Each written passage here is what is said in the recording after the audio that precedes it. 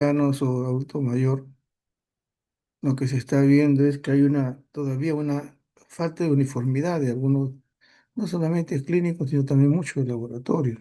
Ya ahorita ya no se están manejando valores referenciales normales, sino a través de ahí. ¿Por qué razón? Porque en la situación de valoración del anciano implican muchas variables y que todo esto va a significar que los valores referenciales cambien, sean diferentes. Una inactividad, disminución de la masa muscular va a alterar pruebas de bioquímica, una mala absorción o de otro tipo de deterioros, definitivamente la absorción, las maneras hematológicas y la polifarmacia, que es uno de los grandes problemas que se tiene actualmente, ¿no? Con la poli también patología, que hay bastante y que esto ha alterado mucho de lo que significa relación con laboratorios. Esto es la pirámide actualmente, estamos en el 2026. Para el 2050 se van a dar cuenta de que ya hay una población que está por encima, ¿no?, de los 75 años, ¿no? Estamos llegando a eso. Entonces, acá también hay variables. Y acá están los factores de riesgo que se está observando. Y esto tenemos 2 años que lo han hecho, ¿no? Y esto realmente es renovable. Gracias al INEI hay bastante material de trabajo. ¿Qué hay? Hipertensión arterial, el sobrepeso, la diabetes y la obesidad. Todo esto a nivel del anciano cambia la perspectiva del laboratorio. Bueno, hablemos de lo que es en sí términos bastante sencillo todo el aspecto de ello, porque bastante, vamos a tocar variables de cada uno, porque si no, definitivamente no lo llegaríamos a terminar. La polipatología está referido a que todos los ancianos tienen siempre más de dos enfermedades. Y es una de las cosas y generalmente las enfermedades que tiene la persona en este caso de la tercera edad o adulto mayor, son enfermedades crónicas. Y que esto definitivamente va a indicarnos una condición, ¿no?, de fragilidad. Por esa razón que cualquier enfermedad que se complique, el riesgo siempre es bastante grave. Dentro de las enfermedades frecuentes que se observan en este grupo etario, son las enfermedades crónicas, ¿no?, ya lo conocemos, que sigue siendo diabetes, hipertensión arterial, problemas óseos, artrosis, artritis, enfermedades cardiovasculares y también la neoplasia. Es lo que se observa y en nuestro medio también se observa eso con mayor frecuencia. ¿Por qué se hospitaliza a un paciente generalmente de esta edad? Generalmente por accidente cerebrovascular, problemas respiratorios crónicos, fractura de cadera y cáncer. Esa es la razón por qué en cada uno de ellos está valorándose el laboratorio también para determinar también el signo de la gravedad de esto. Ahora, aquí en el anciano existe todo esto porque hay una alteración de la homeostasis y el equilibrio definitivamente interno, ¿no? También la parte inmunológica, y es una de las cosas que hemos aprendido ya en el camino, es definitivamente deficitario. Y hay un ADN tipo inestable. Y hay bastantes cosas, o sea, de verdad que hay unas líneas, si ustedes ven acá todas las variables, se dan cuenta que esto, cada una de ellas va a comenzar a perjudicar lo que los valores. Las enfermedades generalmente en los ancianos, uno o dos son de mente larga data y que nuevamente se repiten, ¿no? Sumado a la inmovilidad, se agregan otras patologías y esas patologías muchas veces son un punto de base a una gravedad. Y la otra es que sí, hay iatrogenia, sí lo hemos visto nosotros. Si le duele la cabeza hay algo, si tiene esto, o sea, al final la patología se convirtió en una polifarmacia, y lo vamos a ver acá un ratito. Si se dan cuenta acá, por ejemplo, un síndrome de inmovilidad va a comenzar a alterar ¿qué? El sistema musculoesquelético, cardiovascular, no vamos a tomar, sino considerar eso, ¿no? Problemas respiratorios, que vamos a ver, revisar así de manera bastante ligera, ¿no? Problemas metabólicos y digestivos.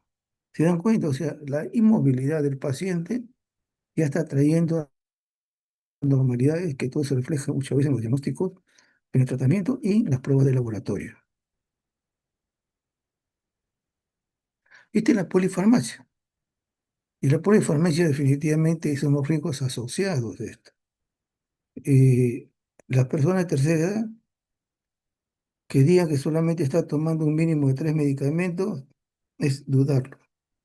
Generalmente de 3, 4, 5, hay inclusive pacientes que llegan casi a los 10 medicamentos por multitud de razones, diabético, hipertenso, etcétera, ¿no?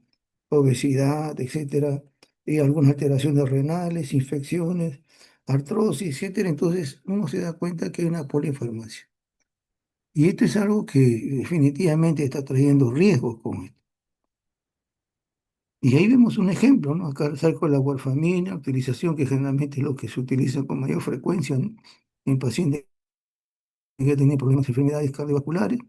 Y cuando hablamos de antipsicóticos, estamos hablando siempre de conducta, ¿no? Porque la parte cognitiva es lo que es una de las cosas que el anciano comienza a tener su déficit. Vemos algunas condiciones, ¿no? Para que ustedes lo tengan presente. Igual, hay medicamentos que pueden favorecer a las caídas. Y una de las cosas que ingresa a emergencias son fracturas de cadera. Una frecuencia, de verdad que es una situación. ¿Cuáles son? Narcóticos, hipnóticos, ansiolíticos, vasodilatadores, antidepresivos, diuréticos, digitales y bloqueadores beta. Sumado a los otros que están utilizando por ser diabético, por ser hipertenso, porque se le subió el colesterol, definitivamente una situación bastante complicada. Incontinencia urinaria, que también es uno de los problemas que tiene ya el anciano, ¿no? Hay una vejiga neurogénica que llama, o una alteraciones obstructivas, incontinencia urinaria, y también, lógicamente, retención, ¿no? Del volumen también, que ellos tienen que favorecer las infecciones. ¿Y qué sucede con, definitivamente, sumado a los problemas, le damos diuréticos, que son importantes, los digo, pero ya hay un compromiso de problemas, en este caso vesical, anticolinérgicos, antidepresivos, antipsicóticos, generalmente son porque es para que pueda dormir con tranquilidad, y es una de las cosas que también se observa, ¿no? Analgésicos y también bloqueadores alfa-adrenérgicos. Entonces, no es solamente pluripatología, sino una polifarmacia, ¿no? Eso alteró totalmente la parte de laboratorio. Mira una cosa interesante. Acá hay variables, que vamos a verlo solamente algunas, porque definitivamente hay bastantes para poder traerlo a colación, ¿no? La hemoglobina, por ejemplo, que tenemos una variabilidad, y eso lo hemos visto en las historias clínicas. Si ustedes se dan cuenta, nuestras historias clínicas todavía son desfasadas, a pesar de que son bastante actualizadas, no son cosas de hace 20, 30 años. Aún no sabemos manejar nosotros los valores de los ancianos. Tenemos 11 o 12, anemia. Y definitivamente los valores en los geriátricos están bordeando eso, en los 11. Lógicamente que algunos estamos pensando de que cuando hay valores un poquito bajos, igual que esto, ya estamos teniendo alguna patología. Pero esto es lo que se observa frecuentemente en los ancianos. El hematocrito igual, hay una variable. El recuento, esta es una de las cosas que hemos observado nosotros en muchos años, ¿no? Siempre el recuento de sobre las personas de tercera edad es bajo y se revela inclusive hasta desviaciones izquierdas. Y uno dice, no, oye, pero tiene más que 5.000 y sí, tiene desviación izquierda. No hay 14.000, 12.000, ¿no? Es la respuesta inmunológica no adecuada de esto. Igual que las plaquetas también, que, no, que acá definitivamente el cambio no es mayor cosa, ¿no? Seguimos. Igual los eritrocitos, ¿no es cierto? La velocidad de sedimentación, valores geriátricos. Y ya estamos pensando que el paciente tiene una infección. Y vemos acá unos componentes también del hierro, etcétera, y vitamina B12, que son algo frecuente por la mala absorción del paciente o por hemorragia. La situación que se maneja a veces que se conoce que la velocidad de cimentación no debe utilizarse en procesos sistémicos infecciosos, ¿no? Porque esto se incrementa año tras año. Entonces, al final, una velocidad va a significar que estamos 40 o 50 y realmente no merita eso, ¿no? Por eso el PCR es más interesante poder utilizarlo. Y vemos otra acá, con las variables para que no nos perdamos un poco, ¿no? Una glucosa, y este es algo que definitivamente es algo que no solamente observé en el nivel de endocrinológico, sino también las lecturas, ¿no? Que no, gente que son especialistas en esta materia, y uno los respeta por eso, ellos no están pensando de la glucosa bajar a 110 o 120. Si está en 130 no hay un tipo de alteraciones, eh, que no hay un malestar tipo generalizado, hay un problema, compromiso para tal o cual cosa, cardiovascular, etcétera, etcétera. Tienen 130 y lo dejan ahí, estable. Porque ellos conocen de que bajar a esta persona de la tercera edad con este caso, glucosa que tiene ya los niveles por encima de lo supuestamente lo normal, ya está acostumbrado a su organismo.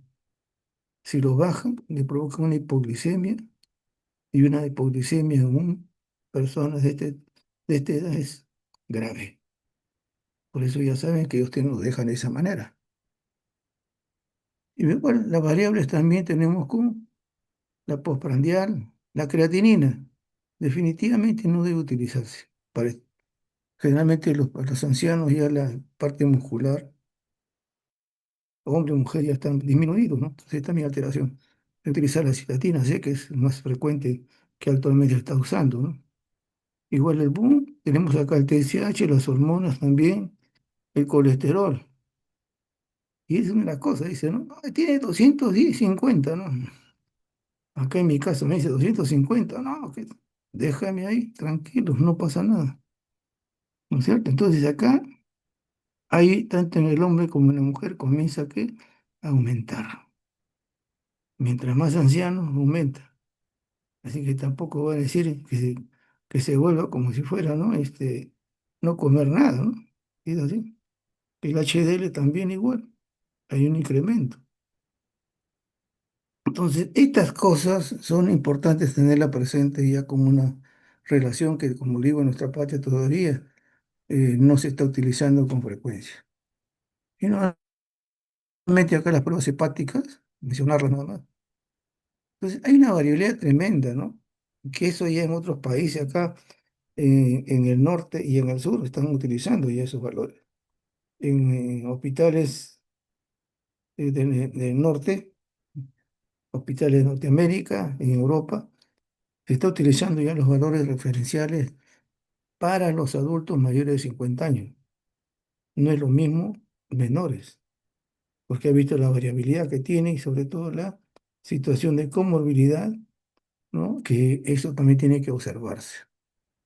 ¿Cuáles son las patologías frecuentes, ¿no? Que lleva, y esto define, lo he visto, o sea, no es una cosa que uno mienta, ¿no?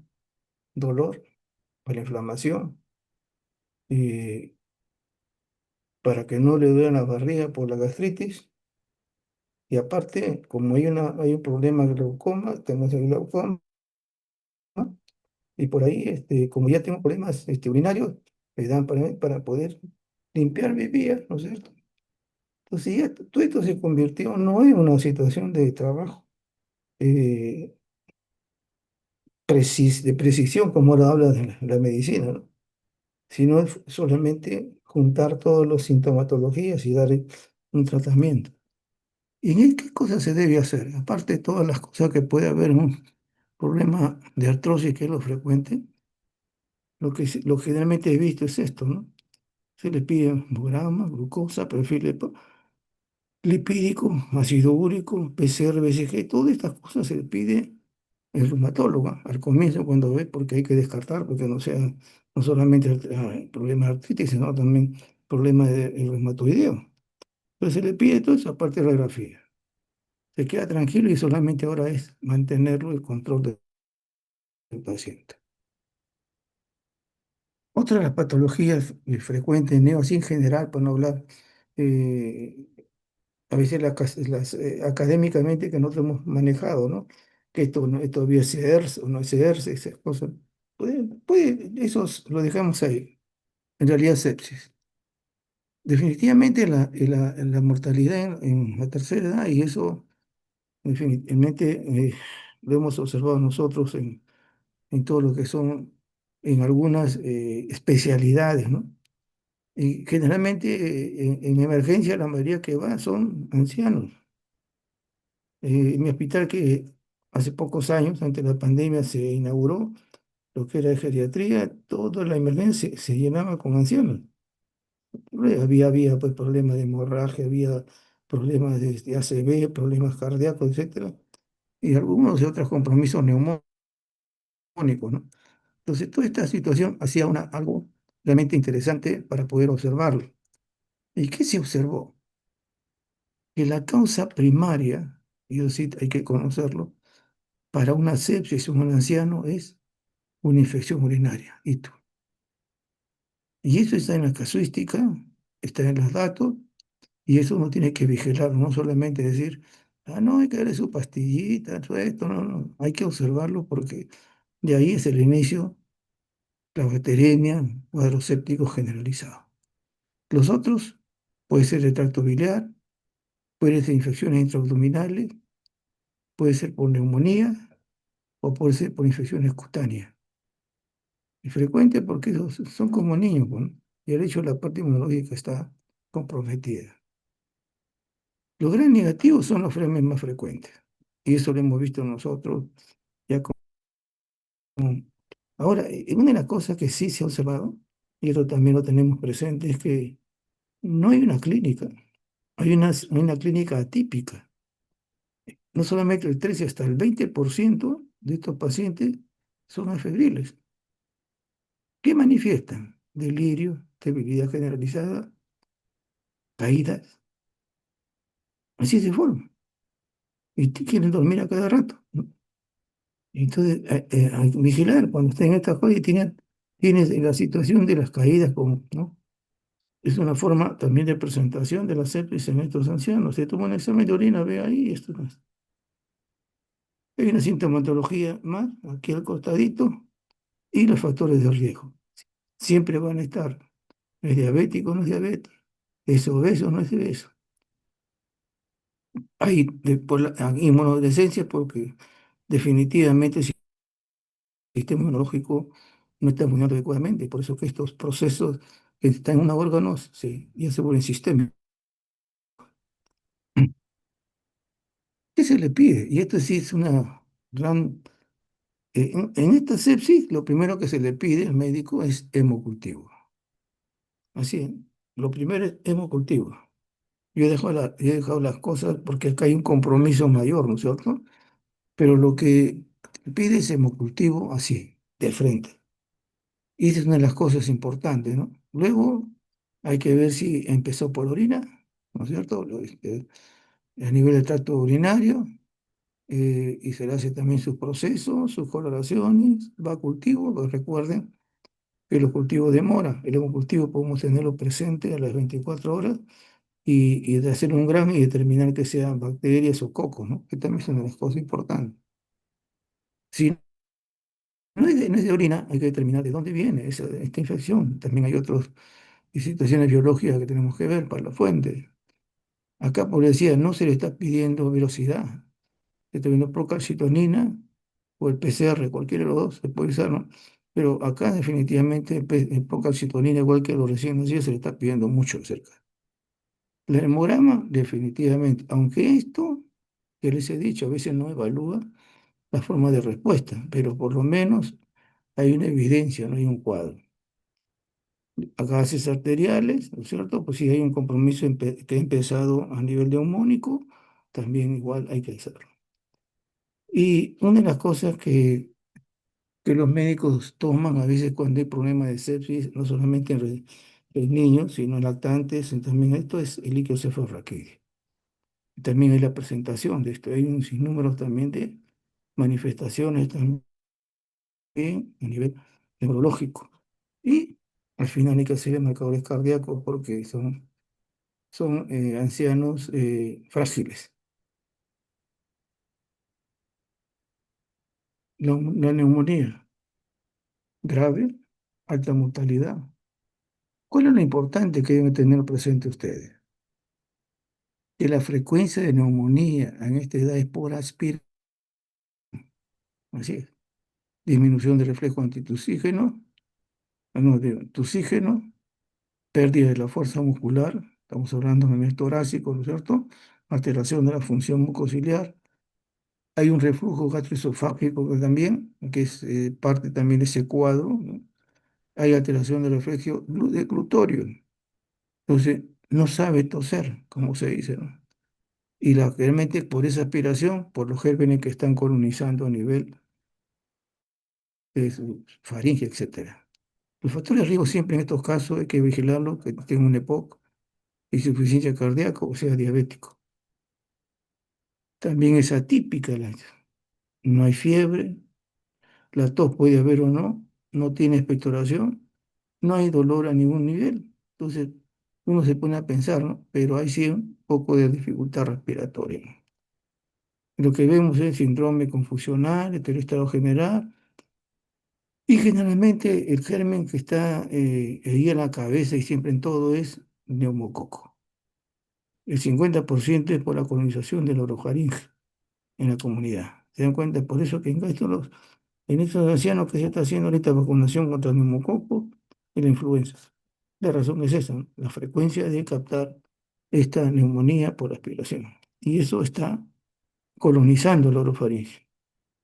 La influenza, Klebsiella, Legionela o Micoplasma también son parte de ese cuadro. Gémenes androbio, también. Una broncoaspiración, también puede ocurrir también ese tipo de cosas. Y en los hospitalizados, la gran frecuencia son o es la pseudomonas.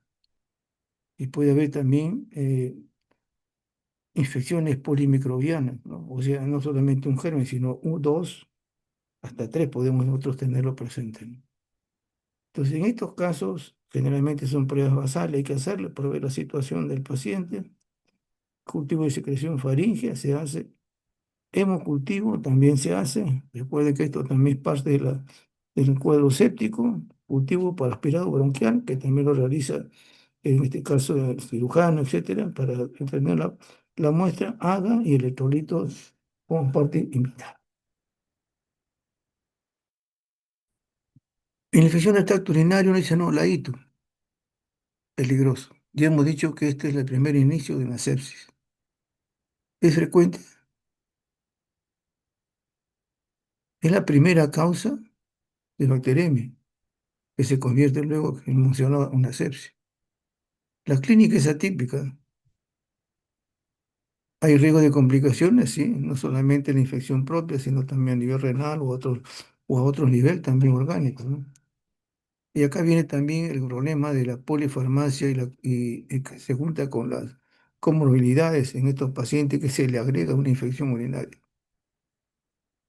Problemas hay, alteraciones anatómicas, puede haber, como también funcionales, y así es, ¿no? No hay retención de la orina, sino puede haber obstrucción o facilidadmente incontinencia, ¿no? Que también son partes. Y también eh, el resto, pues, podemos decir nosotros, de la orina que queda y que también es parte de esa cuna de las infecciones. Sí, se debe realizar el examen en estos pacientes, el tacto rectal para ver la próstata, porque eso es lo que es. Y acá viene, ¿no? Por ejemplo, en el hombre, la dificultad del vaciado vesical, que es una de las cosas. Siempre hay un resto. Prostatitis, cálculos prostáticos, ¿ah? No todo el mundo está haciendo prostáticos, también se observa estenosis, incontinencia, sonda urinaria, diabetes, enfermedad cardiovascular, enfermedad degenerativa, trastorno de la motilidad vesical. En la mujer, disminución de los estrógenos, afectan definitivamente a la mucosa, la geniturinaria, cambios de población bacteriana, que también se observan mucho en las mujeres, incontinencia urinaria también, aumento del volumen residual de vejiga, Se utiliza sonda igual, diabetes también, trastorno de motilidad. Y tenemos ahí variables, ¿no? Es decir, infección urinaria sintomática, que las hay también, hay porcentaje las hay, una o bacteriuria sintomática, que también las hay, infecciones recurrentes, también las hay, y relacionado con los catéteres. En la bacteriuria sintomática, que es realmente una de las cosas que nosotros hemos visto con mucha frecuencia, siempre está sondeado, en la mayoría, ¿no? Va a ser, en este caso, un factor para que en el 100% haya bacteriuria sintomática. En estos pacientes, ¿eh? No estamos hablando de otros, estos pacientes. Lo que sí observa es que es más frecuente en las mujeres, en etapa premenopáusica, en la gestante, que hemos visto también con frecuencia, posmenopáusica y realmente en edad entre 50 y 70 años. Recuerden que acá ya los problemas estrogénicos son los que facilitan, ¿no? No hay esa defensa a nivel de la mucosa. Diabetes. La presencia de piuria, también hemos visto nosotros, es variable, ¿no? Y muchas veces dice, no sería tratamiento. Hasta ahora escuché de un urólogo que decía, acolonizado, no le coloques nada. Puede haber hasta 100.000 unidades formadoras de colonia, ¿no? A nivel del cultivo. Solamente se observa tratamiento, según la literatura, en obstrucción, vejiga neurogénica, o en caso que va a ser una cirugía. Solamente en eso. El resto, déjalo tranquilo. ¿Por qué? Porque el problema es cuando le hacemos todo esto. En la primera vez quizás podía ver, ¿no? Pero luego recurre. Es una grande dificultad por todas las comorbilidades y todos los problemas de tipo personal que tiene. Y acá viene la gran dificultad, ¿no? Aparecen las bacterias ya multiresistentes. Tenemos el pleto, esas cosas, ¿no? Y ahí sí es grave el asunto. Por eso que el urólogo dice, mientras no haya mayor crisis, ¿no? En este caso, déjalo ahí colonizado, no lo toques. Ese es el criterio, no hago es por mí. En todos estos pacientes siempre tiene que hacer pruebas basales. Yo les he hecho hemograma, glucosa, urea, creatinina, examen de orina. ¿Por qué? Porque hay que ver la situación propia del paciente. Y eso por eso son pruebas basales. Lógicamente acá hay que hacerle el urocultivo. Imagenología porque puede ser por una situación de obstrucción. ¿Qué con la meningitis? Y una de las grandes dificultades que se tiene definitivamente es que también esto igual, ¿no? Hay una tipicidad y puede haber algunas situaciones clínicas, por eso que se observa que hay una frecuencia, ¿no? 50% en mayores de 50, con una tasa de mortalidad que puede llegar a más de los 50%, ¿no?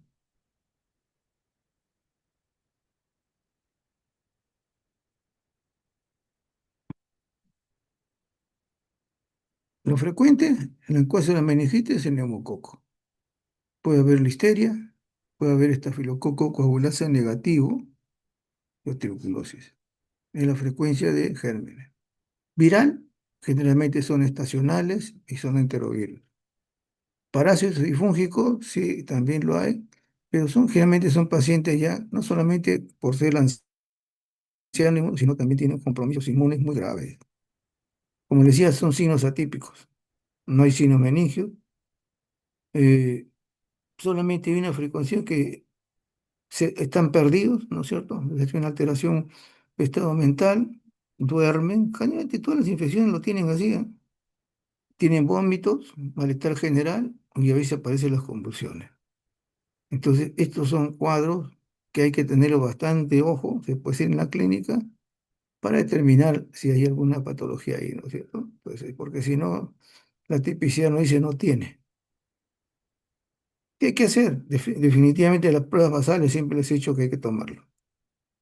PCR o procalcitonina, imagenología y el estudio líquido cefalorraquídeo. ¿Qué piden en este caso los médicos en general? Citoquímico. Y generalmente el citoquímico está es tipo de leucocitos para ver si es bacteriano viral, y el químico es generalmente dos de ellas. Puede haber más, pero dos de ellas frecuentes, glucosa y proteína.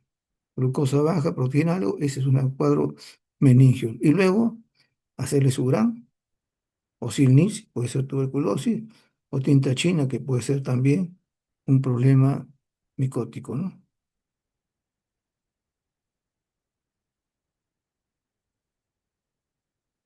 ¿De dónde ocurre la meningitis frecuentemente? Y eso lo voy a estar pasando que es importante, ¿no? Lo que se ha observado en este tipo de pacientes es una bacteremia, ¿no? En otro lugar, o de focos infecciosos por contigüidad, otitis, sinusitis, mastoiditis. Luego, neumonía, paciente diabético, anemia hepatocítica, o traumatismo. O sea, hay una gran frecuencia, ¿no? De esto en con los focos infecciosos por contiguos, ¿no? Que provocan cuadros meningios en estos pacientes. Eso es lo importante que deben tener presente. Vamos a terminar ya. Infecciones de la piel, las famosas escaras, ¿no? Definitivamente es un problema bien serio. Pero en infecciones cutáneas puede haber celulitis, erisipela, fascitis necrotizante, complicaciones de pie diabético o úlcera de presión que generalmente estamos viendo nosotros. Y esto es lo que mencionamos en antes, la complicación del paciente es inmóvil o está hospitalizado y generalmente la hospitalización es bastante larga.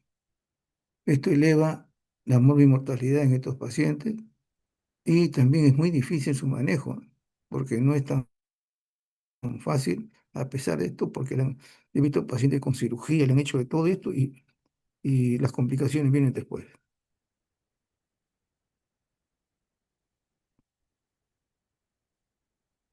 Acá puede haber, como se menciona ahí, recuerden que también hemos visto de piel, el cuadro de sepsis, ¿no? Que hemos visto antes, ¿no es cierto? Y también infecciones óseas, ¿no? Osteomielitis. La etiología acá lo interesante es polimicrobiano, recuerden eso. No significa que van a estar todos juntos, ¿no? Pero puede haber dos o tres gérmenes, inclusive hasta con levaduras, ¿eh? Entonces, por eso es polimicrobiana. Si usted le dice que solamente tiene Escherichia coli, no le crean, porque una escara tiene de todo.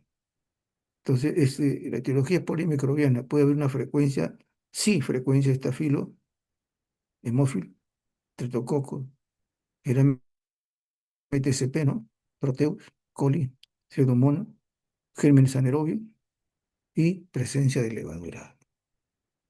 O sea, polimicrobiana, dos o tres gérmenes variables que se meten ahí, desgraciadamente, y provocan un daño gravísimo. Y ahí ven ustedes, como es depresión, en los lugares donde se complica.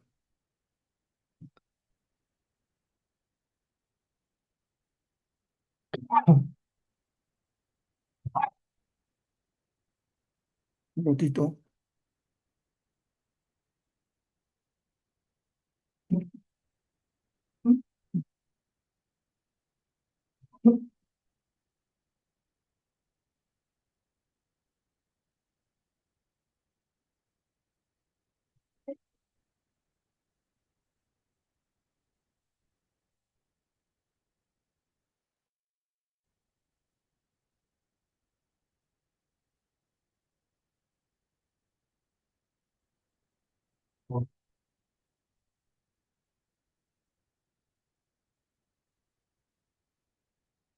Nivel cardiovascular, recuerden,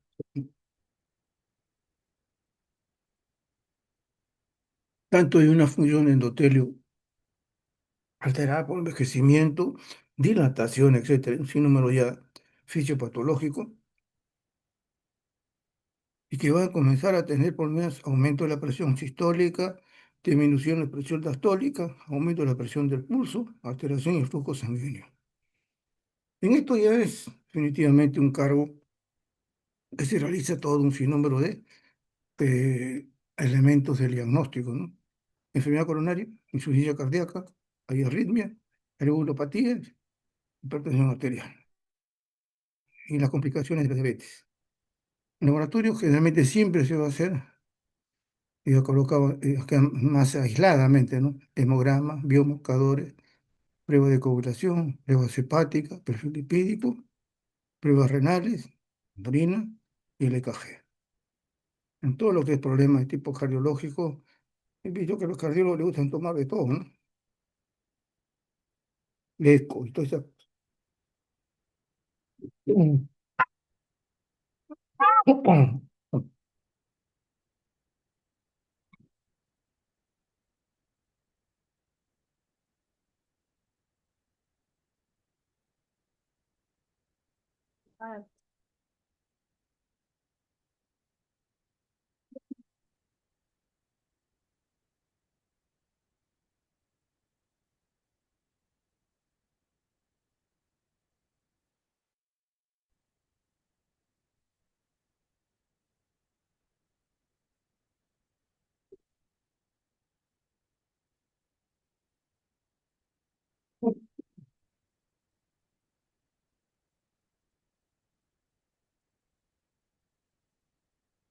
Ya vamos a terminar ya. Así cuando uno llega a ser resfriado, ¿no?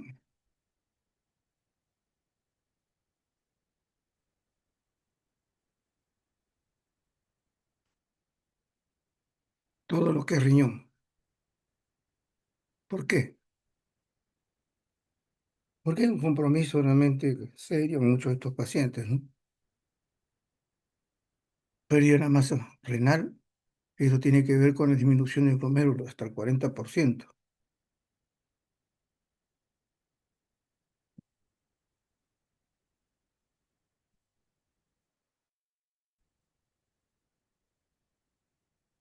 El flujo renal también disminuye y comienza a disminuir a partir de los 20 años, ¿no? Ya cuando estamos ya tenemos prácticamente más bajo en esto. Se reduce la capacidad de excreción del sodio, no se concentra en las orinas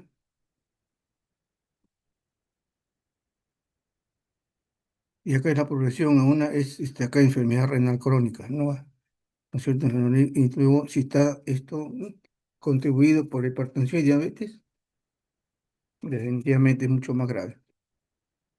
¿Qué cosa que es interesante en esto, no? Que el primer, en la orina que aparece en mayor cantidad es la proteinuria. Hemos visto ya nosotros en la prueba, la proteinuria es importante ver, no es, si no es renal o otro tipo, ¿no? Acá en este caso es lo que se presenta como si fuera el primer signo de alarma. Hay anemia porque hay disminución de la síntesis de eritropoyetina. También alteraciones tipo, en el endotelio, etcétera, que también se observa, ¿no? En este caso. Y al final le dicen, ¿no? Una disminución de la capacidad de las nefronas para eliminar productos de desecho. Y vienen ya todas las alteraciones de tipo bioquímica. Pero eso es un tema. ¿Qué es lo que nos interesa en caso de las pruebas basales? Acá no estamos hablando solamente de aguda, crónica, ¿no? Sino estamos hablando de todo en general. Y acá definitivamente la creatinina no debe usarse. No son reales los datos. Citatina sea. El boom. También hay una situación, ¿no? Que puede aumentar con la edad, la hiperproteicas. Y también si hay deshidratación. Hay que tener cuidado. PCR o procalcitonina, la microalbuminuria, que es la valoración, ¿no? Generalmente en estos pacientes hipertensos o diabéticos. La tasa de filtración, electrolitos, perfil lipídico, utilizar la conciencia de también creatinina para observar la pérdida de albúmina, y esto se observa en la nefropatía diabética, en pacientes hipertensos, enfermedad renal crónica, la presencia de hematuria y hay daño tipo glomerular, y luego los electrolitos. Todo esto de ahí, definitivamente está hablando que hay una disfunción de tipo renal comprometida, y esto es lo interesante, ¿no? No hablando de que sea esto síndrome nefrótico, nefrítico, enfermedad, sino en general. Esa alteración del tipo de respuesta, por eso se debe a que su riñón pues está funcionando poco a poco de menor calidad, ¿Ok? Entonces, lo que he querido realmente mostrar es solamente las partes que es incidir en esas partes que son las más frecuentes que nosotros hemos visto en estos años, ¿no? Y en los que más se utiliza con respecto a estos pacientes urológicos, cardiológicos, etcétera, que es importante también tenerlo presente, ¿no? Y sobre todo en estos cultivos que no se pongan, usted así, los cuadros también, la septicemia, etcétera, que es lo que frecuentemente se observa. Que hay otra patología neoplásica, definitivamente, pero lo que más se observa, y esto quería presentarles a ustedes también, para que lo tengan presente. ¿Ok? Hasta aquí nomás. Hasta aquí nomás.